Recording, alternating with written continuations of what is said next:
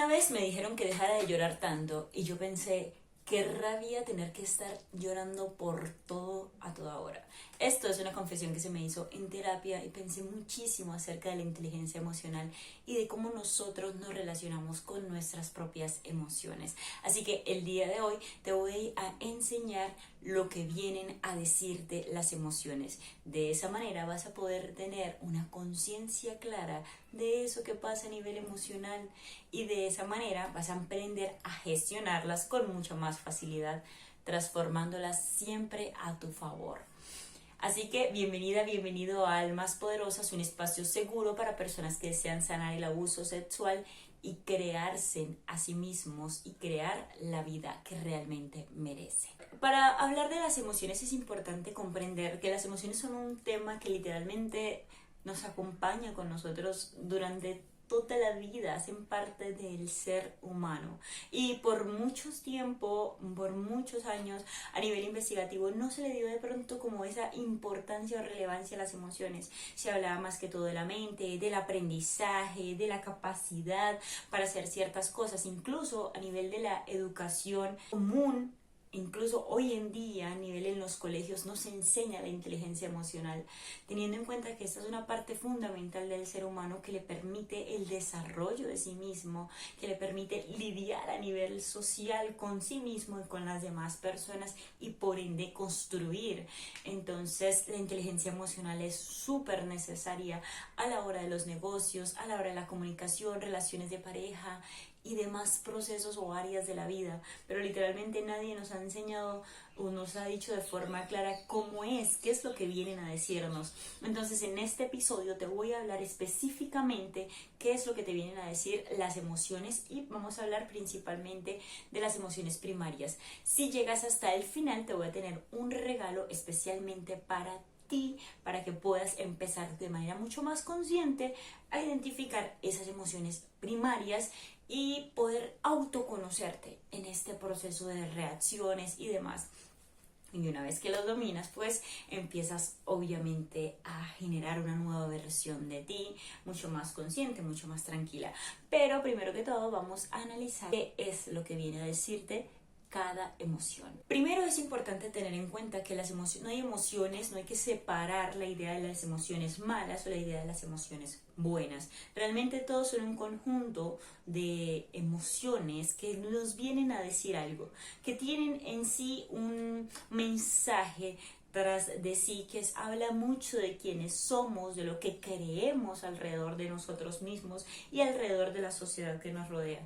Entonces la tristeza no es mala, no es malo llorar, no es malo expresar las emociones, pero es importante saber cómo se relaciona realmente esa inteligencia emocional a la hora de identificar lo que nos están diciendo las emociones.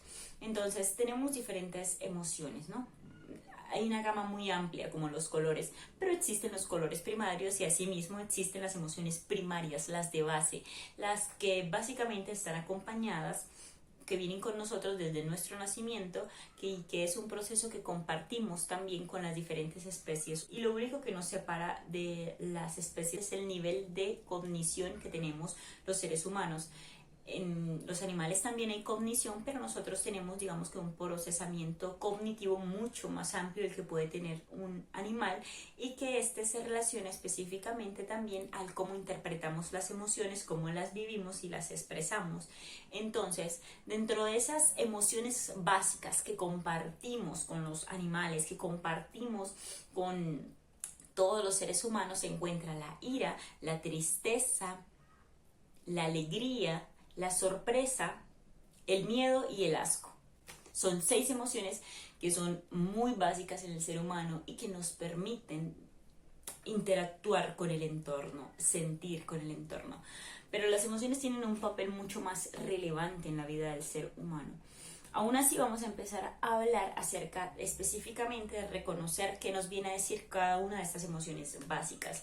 Lo primero que todo, empezando por la que comúnmente nos gusta más, es la felicidad o la alegría. Entonces, en cuanto a la felicidad, digamos que hay un procesamiento químico que se da en el cerebro que se puede activar literalmente pues la felicidad. Por eso digamos hay como muchos posts o diferentes como informaciones coloquiales por allí que dicen que se puede hackear la felicidad, y esto es porque podemos generar una activación en nuestro cerebro de esa parte química que nos genera un estado de tranquilidad, ¿no? Al final es un estado como de regocijo. Entonces esta parte química se llama pues la serotonina, las endorfinas, dopamina y oxitocina. Entonces la serotonina se basa principalmente en cuando se come un alimento rico, cuando son situaciones sociales como positivas, ¿no? Que se asocia muchísimo al comer, al recibir, digamos, como estímulos que te agradan del ambiente. Por el contrario, las endorfinas se dan durante el ejercicio físico, se activan, digamos, como una respuesta para disminuir el dolor, para disminuir el estrés. Entonces, digamos que el ejercicio físico es una forma de hackear esa felicidad. Cuando hacemos ejercicio físico, y aquí te va algo súper importante, un dato que es recomendable hacerlo 4 veces por semana, media hora al día. Esto te va a generar un estado de mayor tranquilidad y de mayor conciencia a nivel cerebral, y te va a generar una mayor tranquilidad, una mayor felicidad. Y cuando nos sentimos en ese estado de felicidad, en ese estado positivo, pues de alguna manera encontramos con mayor facilidad oportunidades y demás. Digamos como que nuestra mente está en una vibración donde se permite estar como bailando con el ambiente y tener una conciencia plena. Pero ya me salí, y lo ideal no es salirme, sino estar aquí. Entonces, el otro químico súper importante es la dopamina. Y la dopamina es una respuesta a los logros, a las situaciones placenteras, al reconocimiento. Y en cuanto ya a la parte de la oxitocina, esta se libera a partir del contacto físico, de los abrazos, y también aumenta durante experiencias sociales positivas. Digamos entonces en ese caso que cada una de estos químicos se pueden activar de una manera que, como yo te lo acabo de explicar y como uno lo encuentra a nivel, digamos, de investigaciones a partir de procesos como el ejercicio, por ejemplo, que requieren como un estado tranquilo, un estado consciente de la persona. Aún así, ¿qué es lo que pasa? Las sustancias psicoactivas generan estados de conciencia alterados, es decir, que activan esos químicos de la felicidad, de la tranquilidad, desde picos, digamos, muy altos, por ejemplo, a nivel como de las drogas o a nivel de los vicios, cuando digamos estamos en las redes sociales, pueden ser un vicio y realmente están diseñadas para eso, para darnos serotonina, porque satisface esas necesidades de reconocimiento. Entonces cuando te dan un like se activa la serotonina porque hay logro en ti y demás. Entonces digamos que hay muchas formas de activar la felicidad, ¿sí? Pero ahí están las formas, estas que sabemos que no son congruentes porque con el ser humano, como los vicios, como lo que te acabo de mencionar ahorita, porque estas formas generan una activación, un pico de la felicidad durante un pequeño tiempo determinado. ¿Sí? Que al final no trae, digamos, como un proceso de recompensa a largo tiempo que le permite al ser humano reconocerse a sí mismo, sino que por el contrario genera un proceso de adicción porque se sube el pico de felicidad y después vuelve y se baja, dado que no hay nada que lo sostenga. Entonces otra vez empieza el ciclo porque la persona desea buscar nuevamente eso que le genera felicidad o tranquilidad en ese momento. Entonces cuando hacemos, por ejemplo, ejercicio, cuando hacemos cosas que demandan de alguna manera un esfuerzo en nosotros, cuando salimos, digamos, a nivel social, que compartimos con otras personas de manera positiva, que nos agradan, que sabemos que contribuyen a nuestra realidad, pues al final ese tipo de cosas son sostenibles, ¿sí? Son sostenibles porque el ejercicio, sabes que es un ciclo que lo puedes seguir haciendo y que no te trae ningún proceso dañino para tu cuerpo, para tu ser como persona. Cuando construyes un proyecto a nivel personal, también tiene, digamos, hay algo que lo sostiene, es sostenible en el tiempo. Espero me haya hecho entender. Es por eso que es súper importante identificar que la vida trae consigo diferentes emociones y no solamente enfocarnos en esa necesidad de ese estado de felicidad constante todo el tiempo, porque no todo el tiempo podemos ser felices. Somos seres humanos complejos, somos seres humanos bastante interesantes con un montón de emociones que ya te las voy a ir mencionando, pero que es importante que nos reconozcamos a nosotros mismos en esas formas, porque no solamente se trata de estar consumiendo y consumiendo esa felicidad barata e insostenible a partir de los vicios y de... Sí, de los vicios. El celular es un vicio de cosas que creemos que a lo mejor no son dañosas, pero que realmente sí lo son y que no nos traen absolutamente nada bueno. Entonces, algo que es muy importante y que aquí te doy mi apreciación y viene aparte también de la experiencia, es que realmente creo que la felicidad se relaciona mucho con la disciplina, porque aunque la disciplina en muchos casos está relacionada a la idea de sacrificio, a la idea de dolor de alguna manera, porque es algo que incomoda, al final esa felicidad que realmente se tiene una vez que logras las cosas, que te mantienes en tu crecimiento personal, que logras conocerte a ti en un nivel superior, es algo que sí genera una verdadera felicidad y que por ende se mantiene en el tiempo, porque la disciplina te lleva no solo a cambiarte a ti mismo, sino también a cambiar el ambiente, que también resulta siendo un ciclo bastante interesante que construye una realidad diferente para ti. Entonces no es lo mismo que un día estés pegada todo el día, por ejemplo, evitando la realidad en el celular, y que otro día estés trabajando por lo que te gusta, por lo que te sueñas, por lo que haces, y al final del día, de este día, te vas a sentir feliz, a diferencia de este día donde te sientes igual vacía porque no estás haciendo lo que sabes que tienes que hacer. Y creo que esto es un proceso de conciencia mucho en cuanto a lo que realmente queremos. Pero bueno, sigamos analizando las emociones.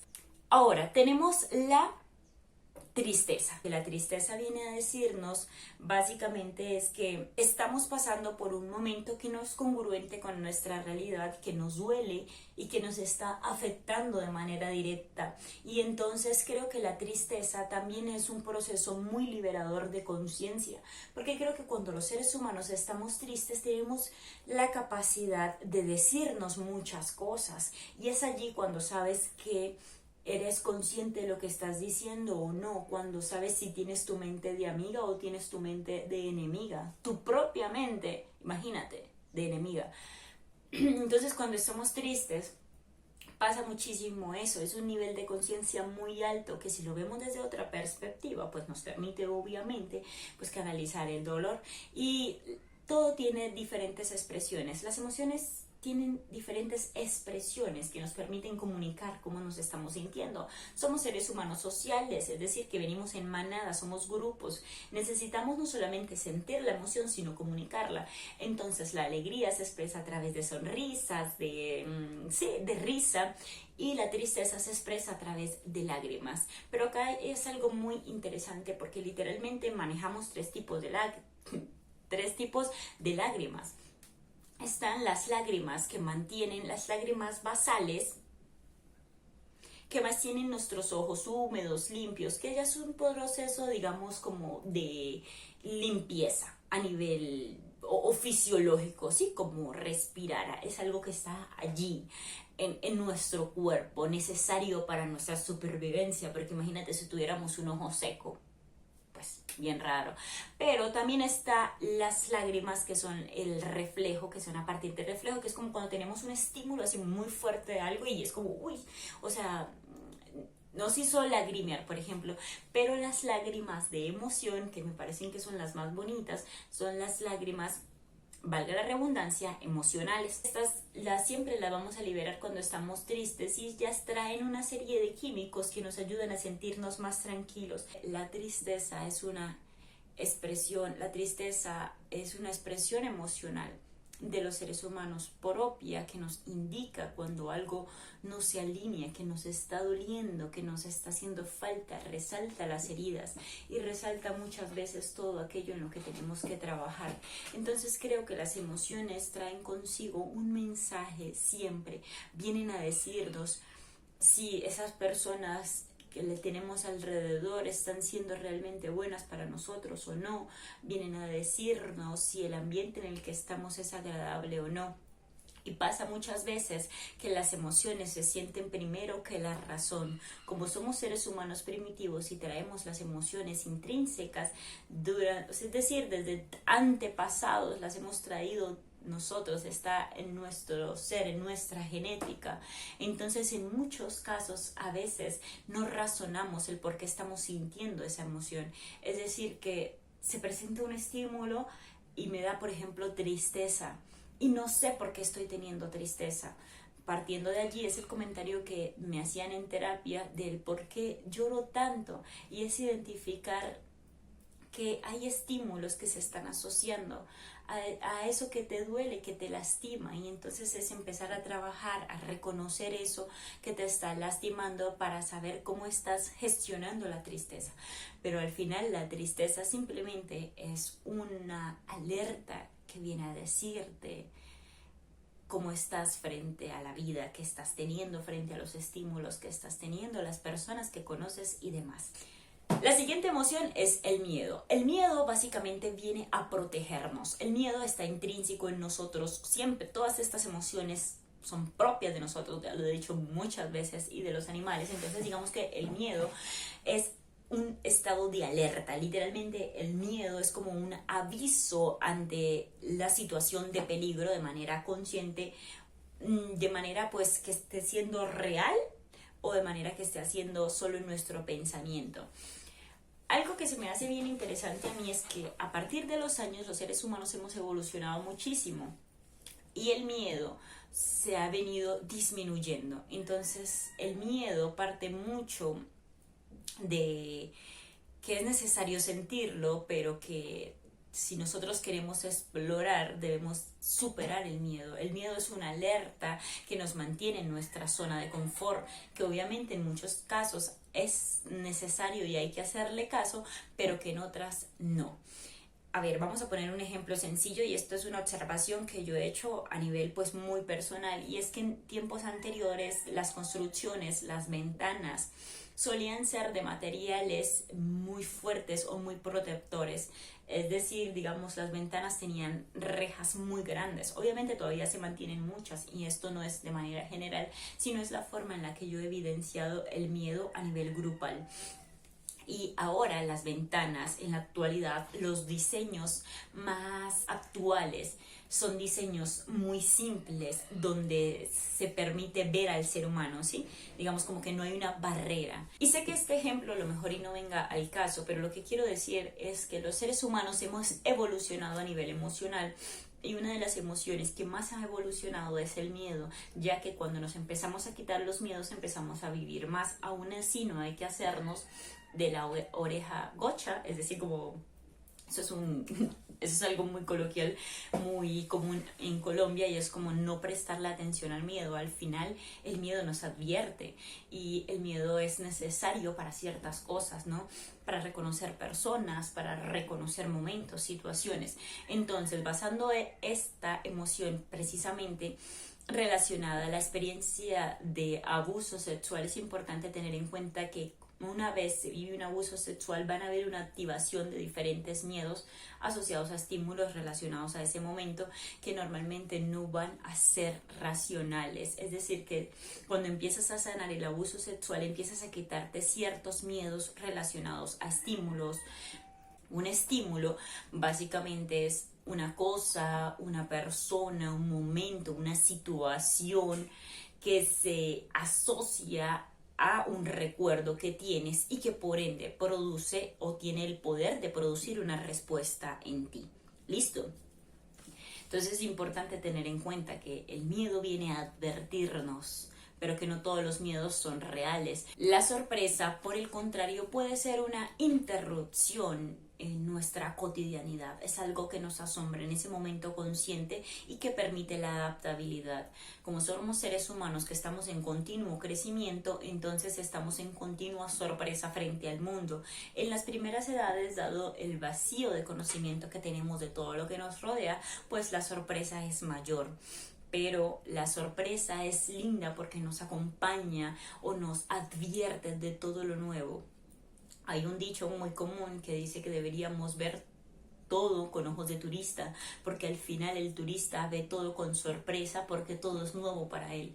Y yo creo que en la vida siempre van a haber muchas cosas nuevas, así sea que tú vivas en un barrio, siempre va a haber una calle por la que a lo mejor no has pasado, o siempre hay una casa a lo mejor que no la has visto.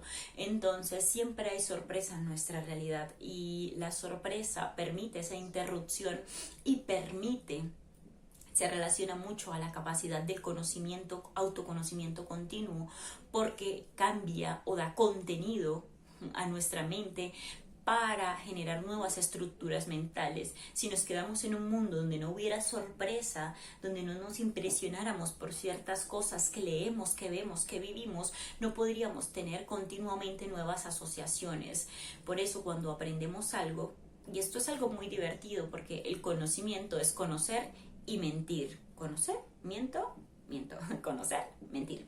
Porque vamos conociendo y vamos generando una verdad aparte de eso, pero es una mentira porque realmente puede ser que en otro momento conozcamos algo que nos haga pensar que esto ya no es así.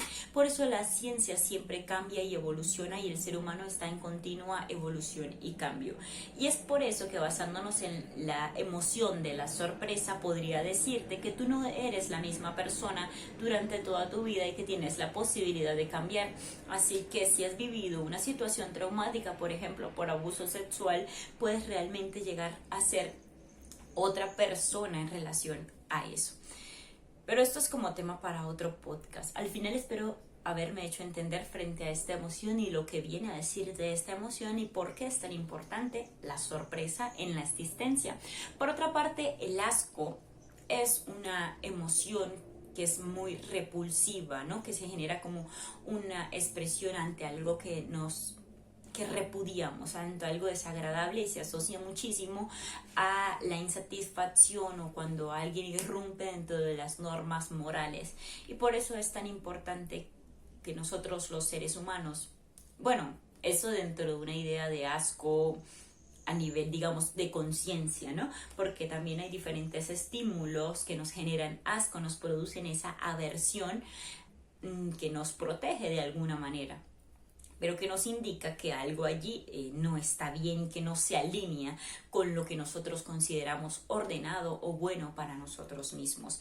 Y creo que la emoción del asco abre mucho paso a lo que es el enojo, que la dejé para lo último, porque creo que la emoción del enojo siempre le hacemos el feo y hemos creído que la rabia está mal y que qué horrible tener la rabia y ser rabiosos, pero al final es una emoción también que viene a decirnos algo muy valioso, y es que hay algo que está cruzando nuestros límites, que hay algo que nos corresponde a nuestra realidad moral y que nos permite generar la energía en nuestro cuerpo para generar una defensa, una protección. Entonces digamos que la rabia genera toda una activación a nivel químico en el cuerpo que nos da una reacción.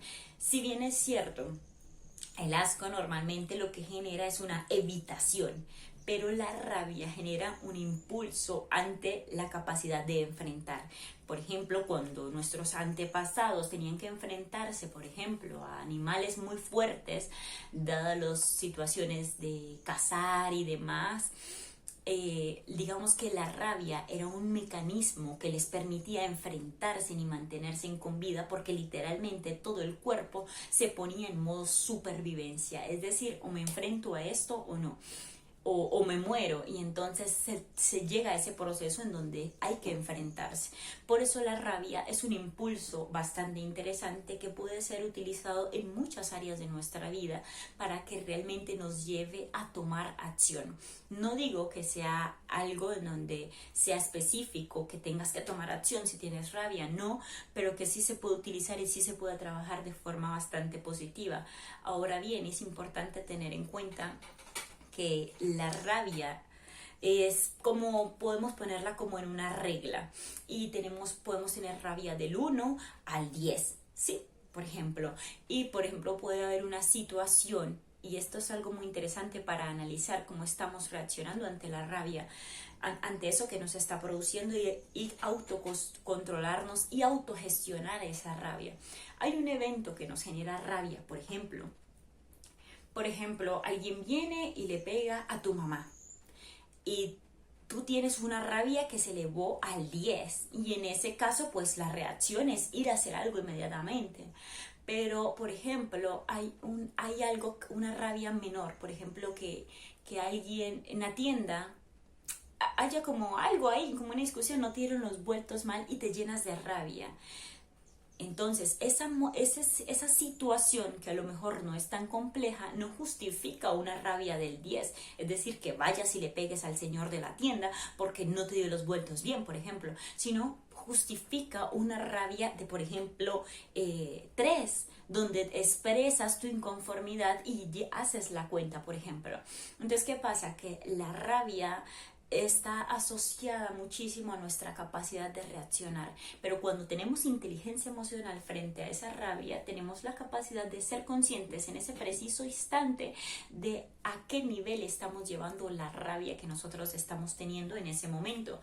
Obviamente, esto requiere un trabajo complejo, ¿no?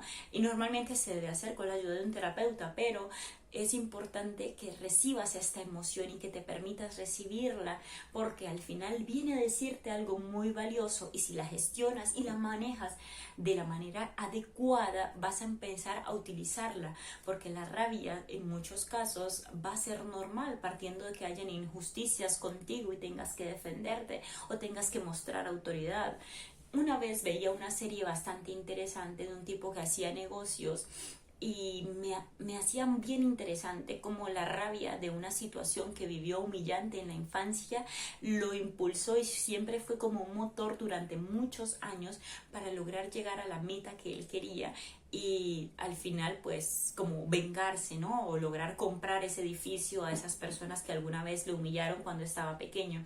Pero lo que se me hace interesante es cómo la rabia fue un motor que se puede mantener durante muchos años hasta que la persona logre crear un resultado.